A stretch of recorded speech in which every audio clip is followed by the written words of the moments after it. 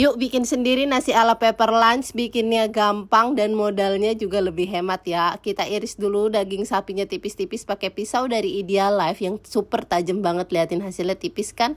Lanjut kita potong bahan lainnya dan cincang bawang putih. Kalau udah kita masukkan semua jenis sausnya, lalu diaduk yang rata, jangan lupa ditambahkan bawang putih cincang tadi. Siapkan nasi di tengah-tengah fry pan. Ini aku pakai marble set Ideal Life tipe IL22A yang anti lengket dan gagangnya bisa dilepas pasang. Terus kita tambahkan jagung, kasih juga daun bawang sama butter. Kita masak ya dengan api sedang sampai dia berbunyi. Tambahkan telur. Panci ini dia ada satu set ya, ada 4 macam jenisnya. Kalian bisa lepas pasang juga gagangnya. Kalau udah, terus kita campur rata seperti ini sampai dia matang. Jangan lupa dikoreksi rasanya ya. Asli sini enak banget dan lebih hemat kalau bikin sendiri, dagingnya bisa banyak deh.